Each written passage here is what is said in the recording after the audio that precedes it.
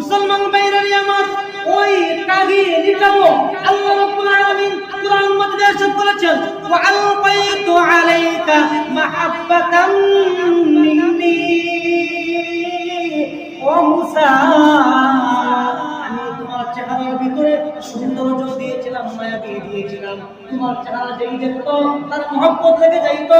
যখন হযরতে আসিয়া বলেন, ও ফেরাউন মারিও না, আমাদের কোনো সন্তান নাই, এই সন্তানটা আমরা রেখে দেব, আমাদের সন্তান বানাবো। আল্লাহ রাব্বুল আলামিন ওই সময় মুসা আলাইহিস সালামের মাকে সান্ত্বনা দিতে গিয়ে একজন ফেরেশতা পাঠাইয়া বলছেন, ও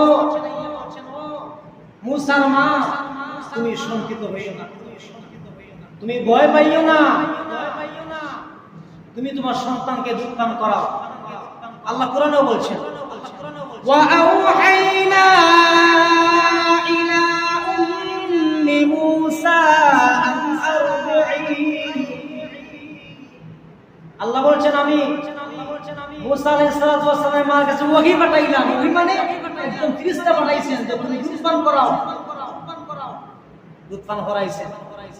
আবার বলছেন, ও মুসার মা, যদি তোমার সন্তান নিয়ে তুমি যে শঙ্কিত থাকো, ভয়ে থাকো যে ফেরাউনের দলবল আসবে, আমার সন্তানকে তারা জবাই করে দিবে, মেরে ফেলবে, তাহলে একটা কাজ করো, তোমার সন্তানকে নদীর মধ্যে ভাসাইয়া দাও। নদীর মধ্যে ভাসাইয়া ছেড়ে দাও। একটা বাক্স বানাও, বক্স একটা বানাও, বক্সের ভিতরে ঢুকে কি করো, পানিতে ছেড়ে দাও। চোখে কি দেখে বলুন তো? চোখে দেখে হায় হায়, আমি যদি বাক্সের ভিতরে আমার সন্তানটাকে ভরে পানিতে ছেড়ে দেই, কাঠের বাক্স, পানি উঠে আমার সন্তান মারা যাবে।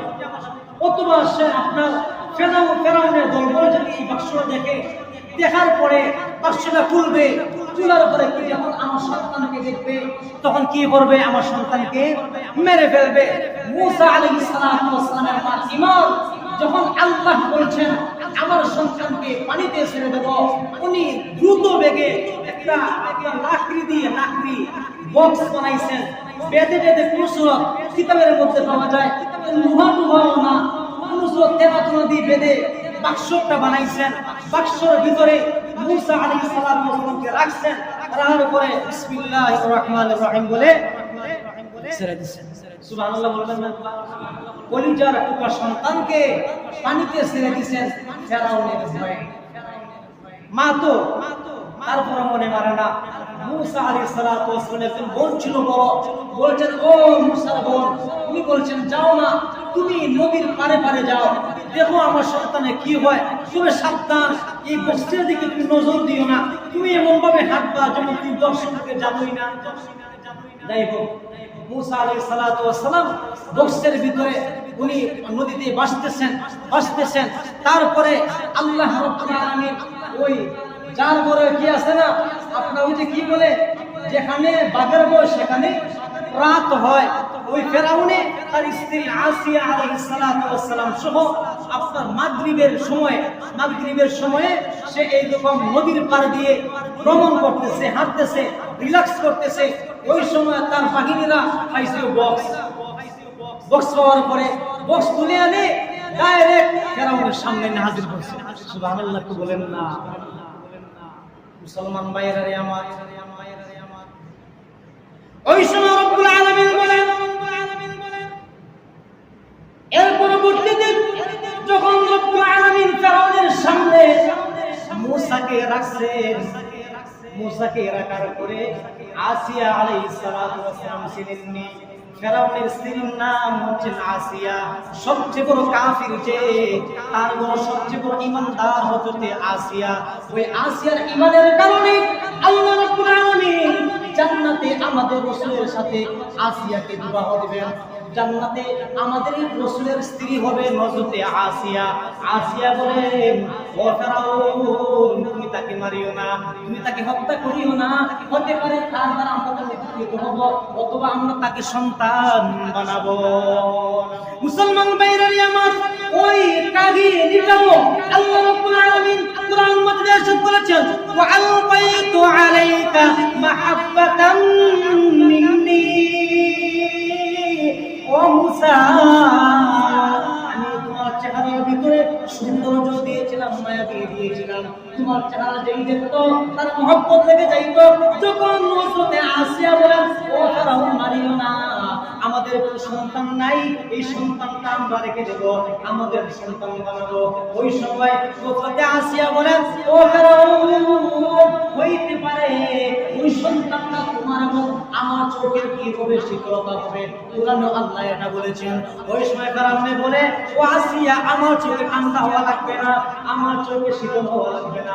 তোমার চোখ যদি ঠান্ডা হয়, শীতল হয়, তুমি যদি কি হও, তুমি যদি খুশি হও, আমার কোনো সমস্যা নাই। হযরতে আসিয়া হযরতে মুসা আলাইহিস সালাতু ওয়াস সালামকে তুলে নিয়ে অনেক খুশি। ওই খুশির বেলায় ফেরাউনের দেশে তার স্ত্রী খুবই খুশি। ওই খুশির বেলায় ওই রকম আঙ্গুল দিয়ে ইশারা করে ৬০০ গোলামকে একসাথে আজাদ করে দিয়েছে।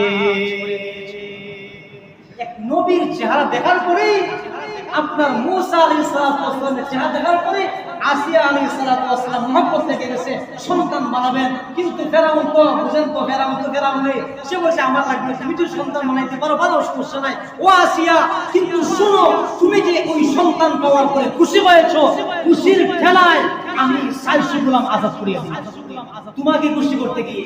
যাই হোক, মুসা আলাইহিস সালাম কথা বলছি, মুসা আলাইহিস সালাম বনে কিন্তু কার কর্মকাণ্ড দেখতেছেন।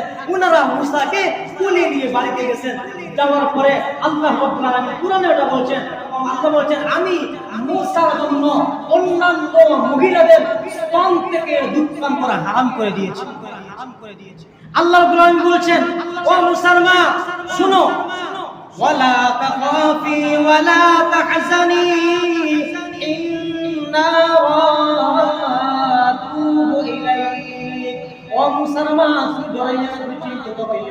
তোমার সন্তানকে আমি আবার তোমার কাছেই ফিরাইয়া দেব। ওইদিকে মুসা আলাইহিস সালামকে ফেরাউনের রাজপ্রাসাদে দুধ পান করার জন্য প্রতিযোগিতা রাখছে, কে দুধ পান করাবে। কিন্তু মুসা আলাইহিস সালাম কারো দুধ পান করতেছেন না, মুখ বন্ধ করে রাখছেন। সমস্যা হয়ে গেছে, সারা রাত কর্মকাণ্ড খাইনি। ওইদিকে মুসার বোন দেখতেছেন। ওই সময় একবার বলছেন, ও আসিয়া, ও ফেরাউন, আমার কাছে একজন বড় বড় ভালো মহিলা আছে, একজন ভালো মহিলা আছে, ওই মহিলার দুধ দেখছি সমস্ত সন্তানরাই পান করে। আর কথা হইছে বুঝেননি, বুঝছেন নিজের মায়ের কথা। ও আসিয়া, আমার কাছে একজন ভালো মহিলা আছে, যেই মহিলার দুধ সমস্ত বাচ্চারা খায়, যদি আপনারা বলেন টেস্ট করে দেখতে পারেন। তখন ফেরাউন বলে, তুমি কে? তখন তুমি দেখতে চলে সময় ধরে সারা রাত চলে গেছে, সন্তানটা খাই নাই, বাচ্চারা কোনো উৎপাদন করতে পারে, দৌড়ে যাও গিয়ে তোমার মা, দৌড়ে গিয়ে মহিলাকে নিয়ে আসো। ওই সময় মুসা আলাইহিস সালামের বোন গিয়ে বলে, মা, আমার আল্লাহ ওয়াদাই সত্য। যারা আল্লাহর প্রতি ঈমান আনে, যারা আল্লাহকে বিশ্বাস করে, যারা খবরের প্রতি বিশ্বাস রাখে, যারা সংবাদের প্রতি বিশ্বাস রাখে, তাদেরকে আল্লাহ উপকৃত করেন। ও মা, কাম হয়ে গেছে। কি কাম? মা, ফেরাউন বলছে তুমি রাজপ্রাসাদে যেতে। ফেরাউন মুসা আলাইহিস সালামের মা, তিনি রাজপ্রাসাদে গেছেন। আর মা মুসা আলাইহিস সালামের মা, আর মা মুসা আলাইহিস সালামের মা। আল্লাহ রাব্বুল আলামিন, আল্লাহু আকবার, মুসা আলাইহিস সালামকে তার মা যখন কুলের মধ্যে নিছেন, ও আল্লাহ, আপনার কাপড় দুধ খাওয়ার জন্য কাপড় সরাইতে হয় না, কাপড় সরানোর আগে উনি দুধ পুষতেছেন। যখন মুসা আলাইহিস সালামের মা স্তন সামনে আনছেন, তখন তিনি এমনিতেই দুধ পান করা শুরু করে দিয়েছেন। জোরে একবার বলবেন না সুবহানাল্লাহ? এখন কাহিনী হইছে বড় বিপদ। এখন ফেরাউনে আপনার এইরকম বলতেছে, ও মুসার মা, তুমি আমার রাজপ্রাসাদে থাকো, আমরা এক সন্তান পাইছি, বড় ভাগ্যবান, তুমি এটাকে দুধ পান করাইবা। আসিয়া বলতেছে, তোমার যা লাগে, যা কিছু লাগে, তোমার যত গরম কুসুম আছে, সমস্ত কিছু আমরা বড় কি করবো, আমরা দিব, রাজপ্রাসাদ থেকে দিব, সরকারি ভাবে তুমি পাইবা, তুমি আমরা এখানে থাকো। মুসা আলাইহিস সালামের মায়া হয়, দৌড়ো, আমার লাগতো না, আমার পুরে ঘর একটা আছে, বাঙ্গালুর ঘর একটা আছে, একদিকে যদি পানি পড়ে, তিন দিকে, একবার যদি বৃষ্টি হয়, তিন দিকে পানি পড়ে, মশামাছি অভাব নাই, ব্যাংক উঠে সাত কিছু আছে, কিতানা না সব আছে। আমি রাজপ্রাসাদে থাকতে পারবো না, রাজপ্রাসাদে থাকার মতো আমার যোগ্যতা আমি পারবো না। ফেরাউনের পাও ধরে, হাতে ধরে, ও মহিলা, একটু চেষ্টা করুন, আমাদের সন্তানের জন্য একটু চেষ্টা করো, কষ্ট করে থেকে যাও। উনি বলছেন না না আমার তো সম্ভব না। আসিয়া বলেন, ও মহিলা, তুমি যদি ওই সন্তানকে না বিক্রম করাও, সন্তানটা না খেয়ে মারা যাবে। তুমি বলো সন্তানটা কি মারা যাবে? উনি বলছেন, মুসার মা বলছেন, ও আসিয়া, তাহলে একটা কাজ করো, আমার টুকুরি ঘর, ভাঙ্গা ঘর, পানি পড়ে, আপনার সাপ বিচ্ছুর অভাব নাই, বিভিন্ন দুর্গন্ধ আছে, যদি সম্ভব হয় তোমার সন্তানকে আমার বাড়িতে পাঠাইয়া দাও। সুবহানাল্লাহ বলবেন না? কার বাড়িতে গেছেন? মুসা আলাইহিস সালাতু সন্তান নিজের বাড়িতে গেছেন। এটা হচ্ছে আল্লাহর খেলা। যারা খবরের প্রতি বিশ্বাস করে, অর্থাৎ আমরা বিশ্বাস করি আল্লাহ একজন আছেন, আমরা বিশ্বাস করি কোরআন বিশ্বাস করি, রাসূলকে বিশ্বাস করি, আখিরাতে বিশ্বাস করি, মৃত্যুর পরে পুনরায় জীবিত হব এটা বিশ্বাস করি। বিশ্বাস করি আমি দুই নম্বরই করি না, দুই করি না, চুরি বাটপারি রাহাজানি বদমাশি করি না, আমি আল্লাহর ইবাদত বন্দেগী করি, আমি খবরকে বিশ্বাস করি, এই জন্য আমি ঈমানদার। আমি খবরকে বিশ্বাস করি, একদিন আল্লাহর সামনে আমাদেরকে দাঁড়াইতে হবে। এইটা যারা বিশ্বাস করে আল্লাহ বলেন তাদেরকে আমি ডাবল পুরস্কার দেই। মুসা আলাইহিস সালামের মা বিশ্বাস করার কারণে ওনার সন্তানকেও পাইছেন, আবার বোনাস হিসাবে সরকারি অনুদানও পাইছেন। সুবহানাল্লাহ। এই জন্য এটা শুধু মুসা আলাইহিস সালামের বেলায় না, কিয়ামত পর্যন্ত যত মায়ার বান্দারা বান্দিরা পৃথিবীর মধ্যে আসবেন, যেহেতু ইনসান মুসলমান, যারা মুসলমান, যারা ঈমানদার, যারা মুমিন, যারা মুত্তাকি, প্রত্যেকেই যদি আল্লাহর খবরকে বিশ্বাস করে, অর্থাৎ আল্লাহর যত বিধিবিধান আছে আমরা শুনে শুনে মুসলমান নাইনি, এই জন্য আমরা এরকম যদি বিশ্বাস করি তাহলে আমরাই হব কি সর্বসেরা। রাসূল বলেছেন আশ্চর্য ধরনের ঈমান কি তোমরা জানো কে? সাহাবায়ে কেরাম বলেন মনে হয় ফেরেশতারা। বলেন না না ফেরেশতারা না। রাসূল তো সাহাবায়ে কেরাম বলেন ইয়া রাসূলুল্লাহ, সবচেয়ে আশ্চর্যের বিষয়, সবচেয়ে আশ্চর্যের ঈমান মনে হয় আপনাদের নবী রাসূলদের। বলে না না আমাদের তো ওহী নাযিল হয়, তো আশ্চর্য কিভাবে? সাহাবায়ে কেরাম বলেন তাহলে মনে হয় আমরা তো আপনার সাথে আছি, মনে হয় আমরা সবচেয়ে বড় ঈমানদার, আশ্চর্য ধরনের ঈমান, বড় ঈমানদার। রাসূল বলেন না।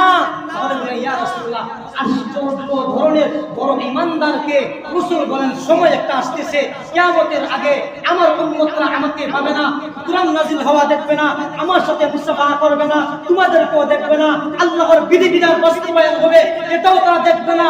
এরপরেও যারা নিজের ঈমানকে মজবুত করে আঁকড়ে ধরবে, যারা নিজের খবরের প্রতি বিশ্বাস রাখবে, রাসূল বলেন তাদের ঈমানের প্রতি আল্লাহ বড় আশ্চর্য। সুবহানাল্লাহ।